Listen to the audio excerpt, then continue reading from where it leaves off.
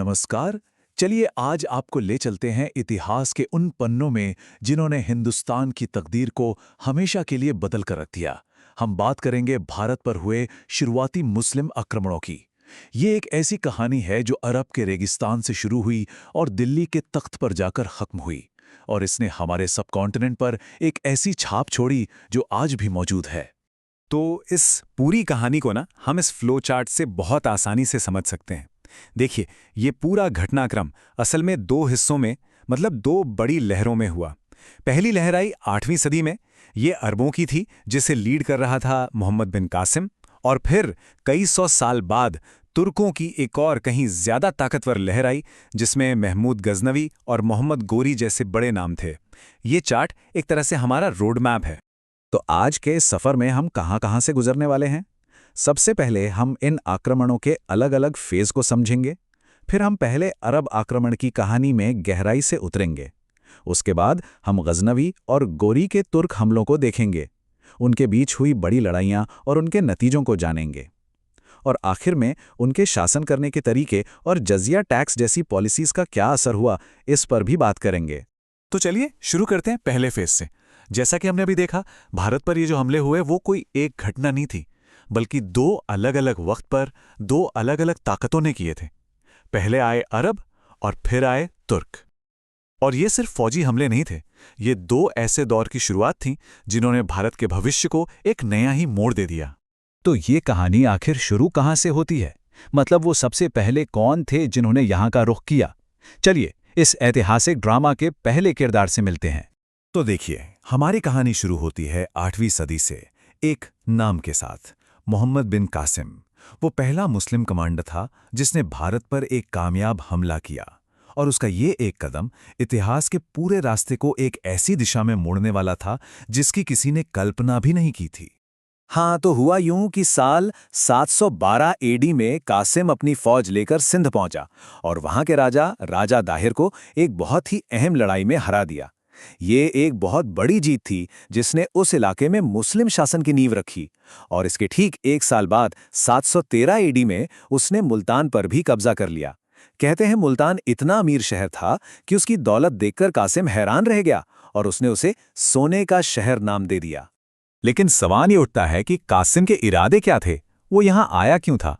देखिए, चचनावा जैसी जो पुरानी किताबें हैं वो हमें बताती हैं कि उसके 3 मेन मकसद थे। पहला, भारत की बेशुमार दौलत को लूटना। दूसरा, इस्लाम धर्म का प्रचार करना। और तीसरा, सिंध में अल मंसूरा नाम से एक नई राजधानी बनाना जहां से वो अपना राज चला सके। तो कासिम के बाद कहानी में एक लंबा गैप आता है, कई सदियों का। अरबों के बाद अब एंट्री होती है एक नई और कहीं ज्यादा ताकतवर शक्ति की, तुर्कों की। और इस बार हमले का सेंटर था अफगानिस्तान का गजनी शहर। ये एक ऐसा तूफान था जिसका असर भारत पर बहुत गहरा और बहुत विनाशकारी होने वाला था।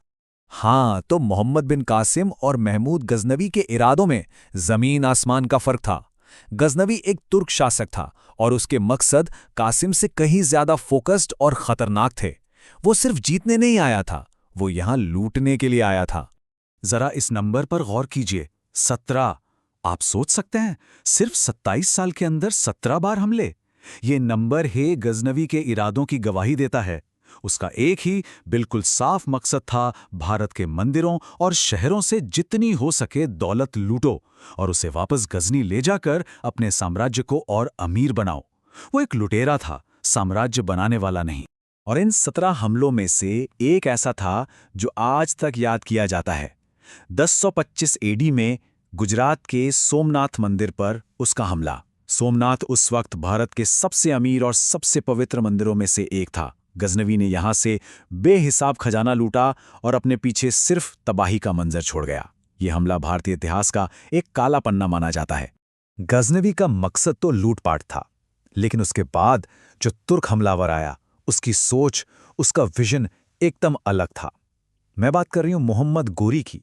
गोरी सिर्फ दौलत के लिए नहीं आया था, वो एक बड़े सपने के साथ आया था, भारत में एक स्थायी साम्राज्य की नींव रखने का सपना। बिल्कुल, और ये स्लाइड इन दोनों का फर्क बिल्कुल साफ कर देती है। देखिए, एक तरफ है गजनवी जिसका मकसद था बस लूटना, और दूसरी तरफ है गोरी जिसका सपना था यहां एक स्थायी मुस्लिम शासन स्थापित करना। और इसी एक छोटे से फर्क ने हिंदुस्तान के भविष्य को हमेशा के लिए बदल दिया। तो गौरी का सपना तो बड़ा था, पर उसने इसे पूरा कैसे किया? राह आसान तो बिल्कुल नहीं रही होगी, क्योंकि उसे सामना करना था उत्तर भारत के ताकतवर राजपूत राजाओं से। नहीं, बिल्कुल नहीं। और इसका जवाब हमें मिलता है तराइन की लड़ाइयों में। 1191 में तराइन की पहली लड़ाई हुई। इसमें दिल्ली के शासक पृथ्वीराज चौहान ने गोरी को बुरी तरह हराया। लेकिन गोरी ने हार नहीं मानी। वो 1 साल बाद 1192 में और बड़ी और बेहतर तैयारी के साथ वापस लौटा। तराइन की दूसरी लड़ाई में उसने पृथ्वीराज चौहान को हरा दिया और बस इतिहास का रुख वहीं से हमेशा के लिए बदल गया। अब ये जो जीत थी ना, ये गेम चेंजर थी। और इसके बाद गोरी ने एक बहुत ही स्मार्ट मूव लिया। उसने खुद यहां रहकर राज करने के बजाय अपने सबसे भरोसेमंद गुलाम सेनापति कुतुबुद्दीन ऐबक को भारत में जीते हुए इलाकों का गवर्नर बना दिया और खुद वापस गजनी लौट गया। और यही कुतुबुद्दीन ऐबक था जिसने आगे चलकर भारत में गुलाम वंश और दिल्ली सल्तनत की नींव रखी।